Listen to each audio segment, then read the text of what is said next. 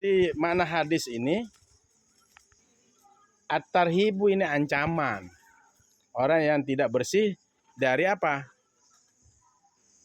Bersih dari membasuh kencing dan lainnya, kotoran, najis, istinja. Enggak bagus istinjanya. Ya. Jadi pernah pada suatu saat ya Abu Hurairah itu berjalan bersama Rasulullah dan para sahabat yang lain. Ya.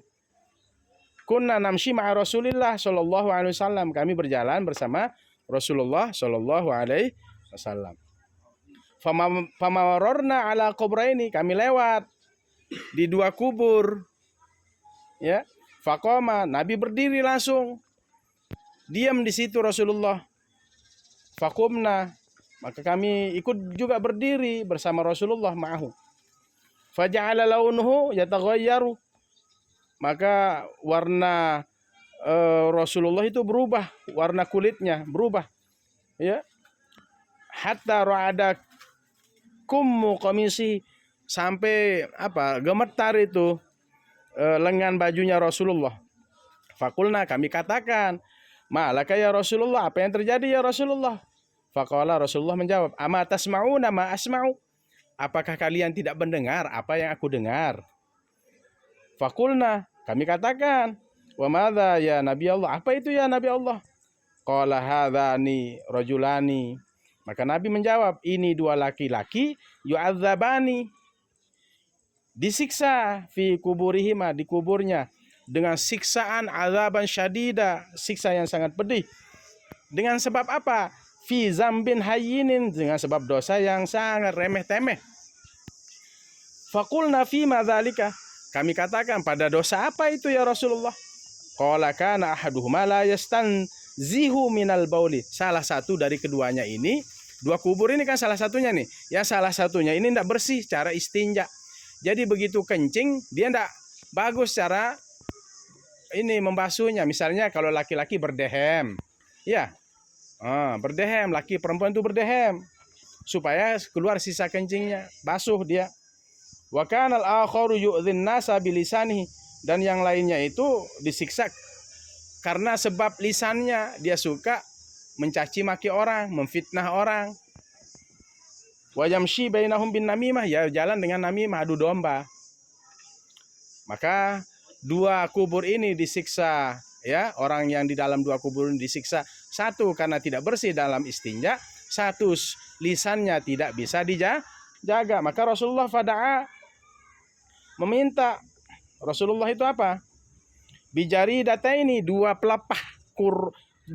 pelepah min jaraidil nakhli, dari pelepah-pelepah kurma. Nahl itu nanti artinya kalau enggak pakai kha, beda dia. An-nahlu artinya apa? Lebah. Kalau an-nakhlu artinya kurma. Hati-hati, makanya perlu fasohah. Saya singkat ya. Jadi sekali lagi Rasulullah lewat bersama Abu Hurairah, Rasulullah dan sahabat lewat. Rasulullah diam di kubur itu. Kenapa diam? Karena ada orang yang disiksa, dua orang disiksa. Apa kalian mendengar apa yang aku dengar? Enggak, kata sahabat. Ini orang ini sedang disiksa. Yang satu karena tidak bersih istinja. Yang kedua suka fitnah, ngomongnya kotor, ngomongnya kasar. Waliyazu billah. Baik, selanjutnya silakan dibaca. Nah, kemudian faja'ala fi kulli qabrin wahidatin. Nabi menjadikan setiap kubur itu satu pelepah kurma. Qulna wa hal yanfa'hum dzalika, apakah pelepah kurma ini bermanfaat ya Rasulullah untuk dua orang yang sedang disiksa ini? Qala na'am, Nabi bersabda, ya. Yukhaffafu anhuma ma damata radbataini, diringankan siksa keduanya selama pelepah kurma ini basah. Yukhaffafu, diringankan, ini fi'il mudhari' majhul, diringankan anhuma, dari keduanya siksa, ya, diringankan siksanya dari keduanya, mada mata, selama keduanya pelepah kurma ini, mada mata rotbata ini, keduanya basah. Makanya di kubur itu ada namanya apa? Apa? Ditanam di kubur.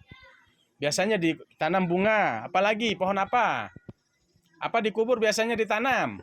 Enggak tahu di kubur, enggak pernah ke kubur. Di kubur itu apa lagi pohon yang ada di kubur? Enggak, itu yang tinggi. Oh, enggak pernah ke kubur ini. Apa, ayo? Biasanya besar, punya bunga itu. Apa? Pohon jepun. Itu ada filosofinya. Pohon jepun. Selama pohon jepun itu basah, hidup, selama itu pohon jepun, bunga-bungaan yang ditanam di kubur itu akan minta akan ampun kepada orang yang sedang disiksa. Paham? Jadi jangan kita, oh ini ada filosofinya, pohon jepun ditanam. Ya selama itu nanti beristighfar. Ya apa kata pohon jepun? Kalau di sini kan ada pelepah kurma kan? Di Mekah aja. Selama dia basah, selama itu akan minta ampun kepada Allah. Makanya untuk pelajaran bagi kita semua, hati-hati dalam beristinja. Kalau pakaian ada untuk main-main, ada untuk sholat. Jangan nanti ini untuk tidur, itu dipakai untuk sholat, itu dipakai main bola, itu khususkan pakaian sholatnya. Karena kalian menghadap kepada Allah. Ya. Kemudian yang kedua, jaga lisan. Jangan memfitnah, jangan adu domba. Walaupun rajin sholat, tapi suka memfitnah atau tidak bersih dalam beristinja, ya, membasuh najis, ya, yang ada pada tubuh kita, kencing kita, kotoran kita. Itu maksudnya minal bauli wa ghairihi. Ya, tetap aja bisa disiksa. Kalau sarung kita najis, bisa nggak diterima sholat kita? Ya nggak bisa, karena harus bersih tempat ibadah kita, sejadah kita, harus bersih juga apa? Kita wudu, bersih dari hadas kecil. Kalau janabah haid, mandi dulu supaya bersih dari hadas besar. Silakan dilanjutkan hadis berikutnya.